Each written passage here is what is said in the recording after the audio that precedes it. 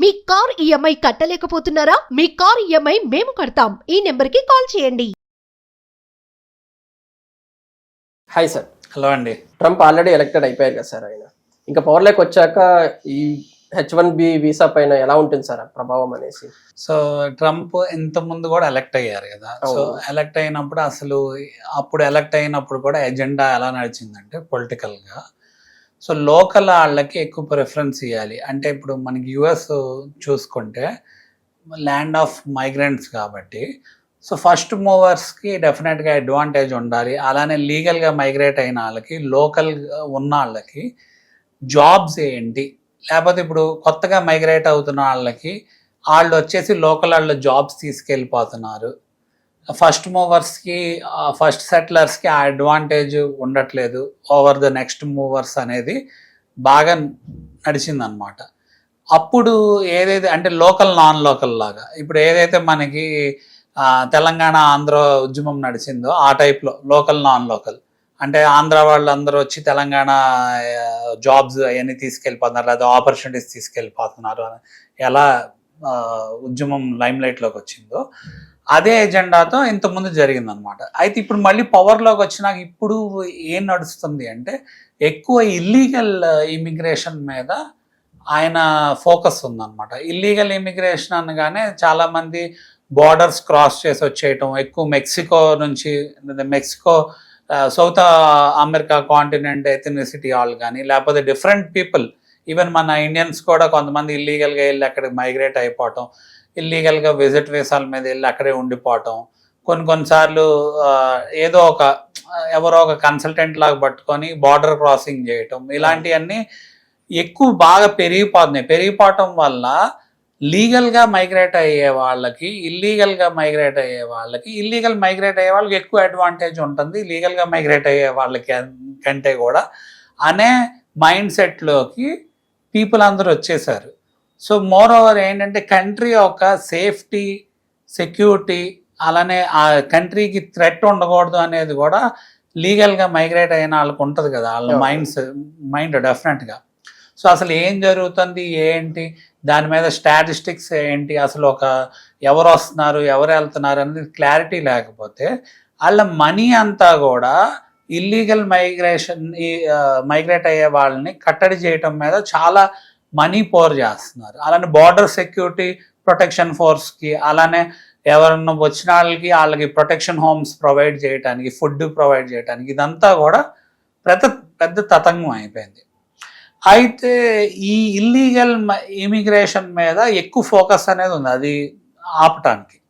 So more over ఇప్పుడు పిక్చర్లోకి వస్తున్న topics ఏంటి అంటే ఎప్పుడైతే ఈ జాబ్ సినారియోస్ ఇలాంటివి ఉన్నాయో, కన్స్ట్రెంట్స్ నడుస్తున్నాయో, ఎందుకు అంటే యుఎస్ అంత స్టేబుల్ ఎకానమీ అయినా కూడా యుఎస్లో కూడా అప్ అండ్ డౌన్ ఒక 10 to 15 yearsకి ఒకసారి రెసిషన్ వస్తామో, లేదా టెక్నాలజీ చేంజెస్ వల్ల ఏదైనా ఇబ్బందులు రావటము, లే ఆఫ్స్ జరగటము, లేకపోతే ఏంటంటే ఇప్పుడు ఎవరైతే మైగ్రేట్ అయ్యే వాళ్ళు ఉన్నారో వాళ్ళు తక్కువ డాలర్స్కి వర్క్ చేయటము, అలాంటివి చేసినప్పుడు అలాంటి వాళ్ళని హైర్ చేసుకుంటుంటే అక్కడ ఉన్న వాళ్ళకి డిసడ్వాంటేజ్ జరుగుతుంది. సో దానివల్ల H1B వీసాల మీద ఎవరైతే మైగ్రేట్ అవుతున్నారో వాళ్ళని కట్టడి చేయాలి అని ఒక మూమెంట్, ఒక ఆర్గనైజేషన్ బేస్ చేసుకొని మూమెంట్ జరుగుతుంది అనేది బాగా పిక్చర్లోకి వస్తుంది, సర్క్యులేట్ అవుతుంది.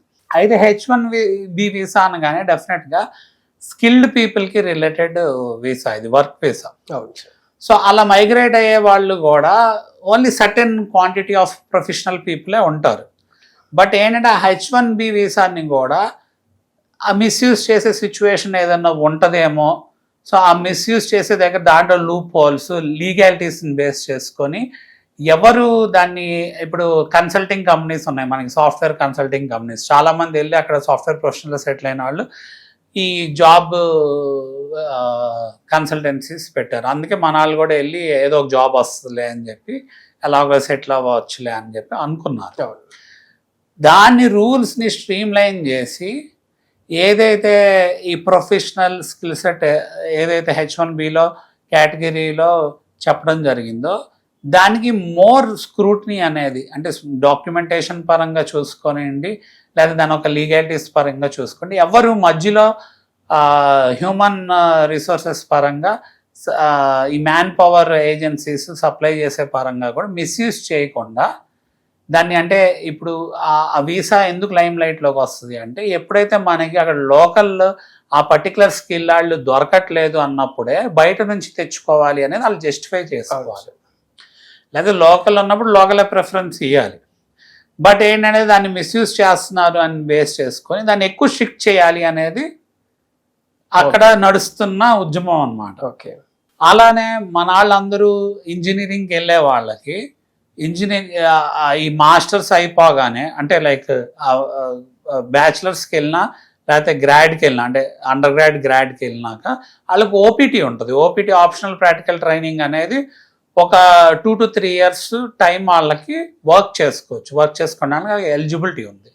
సో మరి వర్క్ చేసుకోవడానికి ఎలిజిబిలిటీ ఉన్నప్పుడు స్టెమ్ అంటారు, అంటే సైన్స్ ఇంజనీరింగ్ రిలేటెడ్ ఫీల్డ్స్ వాళ్ళకి ఎక్సెప్షన్ ఏంటంటే ఎక్కువ ఓపీటీ పీరియడ్ వస్తుంది వేరే బ్రాంచెస్ వాళ్ళతో పోల్చుకుంటే. సో అప్పుడు ఫస్ట్ టర్మ్ ఆఫ్ ఓపీటీలో వాళ్ళు ఆ ఓపీటీని వాళ్ళు మిస్యూజ్ చేస్తున్నారు అనేది కూడా బాగా సర్క్యులేట్ అవుతుంది అనమాట. ఎందుకు మిస్యూజ్ చేస్తున్నారు అంటే, మరి ఇప్పుడు ఇక్కడ మన వాళ్ళు లోన్స్ అలాంటివి తీసుకొని వెళ్తారు కదా, మరి వాళ్ళు they need to pay back their money. But engineering స్ట్రీమ్లో చదువుకున్న వాళ్ళు డెఫినెట్గా ఇంజనీరింగ్ జాబ్స్లోనే ఎత్తుక్కోవాలి కదా. మరి ఆ జాబ్స్ రానప్పుడు, లేకపోతే అక్కడ ఏదైనా రెసిషన్ నడిచినప్పుడు, లేదా టెక్నాలజీ చేంజ్ ఉండి ఆర్టిఫిషియల్ ఇంటెలిజెన్స్ ఇలాంటివి వచ్చినప్పుడు వాళ్ళకి అక్కడ అంత, లేకపోతే ఈ కన్సల్టెన్సీస్ కూడా స్ట్రిక్ట్ అయిపోయినాయి కదా ఇప్పుడు వీసాస్ పరంగా వీటి పరంగా. సో మరి స్ట్రిక్ట్ అయినప్పుడు వాళ్ళకి ఏం ఆపర్చునిటీస్ లేనప్పుడు they need to even make use of that existing కదా, అక్కడ ఉన్న లూప్ హాల్ని అడ్వాంటేజ్ తీసుకొని ఆ ఫ్యూ అవర్స్ ఏదైతే ఒక నెక్స్ట్ ఫ్యూ మంత్స్ వాళ్ళకి వచ్చే అడ్వాంటేజ్ ఏదైతే ఉందో అది తీసుకొని వాళ్ళు వర్క్ చేసేస్తున్నారు. వర్క్ చేసుకుని సంపాదించేసుకున్నారు. డెఫినెట్గా ఆ లోన్ ఎంతవరకు తీర్చుకోవాలో అంత తీర్చేసుకుంటున్నారు అనమాట. సో అప్పుడు ఏమవుతుంది, లోకల్ వాళ్ళకి అక్కడ వాళ్ళ జాబ్స్ వాళ్ళు కోల్పోతున్నారేమో అని చెప్పేది వాళ్ళకి అక్కడ ఒక ఫీలింగ్ అనేది కలుగుతుంది అనమాట. మరి దాన్ని అరికట్టాలి అనే దాని మీద ఎక్కువ సర్క్యులేషన్ నడుస్తుంది. సో దాని మీద ఏంటంటే అందుకే పీపుల్ అందరూ ప్యానిక్ అవుతున్నారు, భయభ్రాంతులు అవుతున్నారు. మనం చాలా వీడియోస్లో మాట్లాడుకున్నాం. ఇప్పుడు ఈ ఇమిగ్రేషన్కి రిలేటెడ్ ఇన్ని ఛాలెంజెస్ ఉన్నప్పుడు మరి ఈ సెట్ ఆఫ్ రూల్స్, అసలు సెటిల్మెంట్కి ఇంత ఇష్యూస్ వస్తున్నాయి కాబట్టి EB-5 వీసా ఒకటి ఉంది, ఆ వీసాను ఆప్ట్ చేసుకోండి. అసలు ఆ వీసా అంటే ఏంటి, దాని ఇన్వెస్ట్మెంట్ ఏంటి, మనీ వెనక్కి వస్తాం జరుగుతుంది, ఎంటైర్ ఫ్యామిలీ సెటిల్ అవటం జరుగుతుంది. సో ఇది ఒక వజ్రాయుధం లాగా దీన్ని వాడుకోవచ్చు, వెపన్ లాగా వాడుకొని త్వరగా గ్రీన్ కార్డ్ తెచ్చుకొని పర్మనెంట్ రెసిడెంట్ అయ్యే అవకాశం ఉంటుంది అనేది మనం చాలా వీడియోస్లో చెప్పడం జరిగింది ఎంతమంది.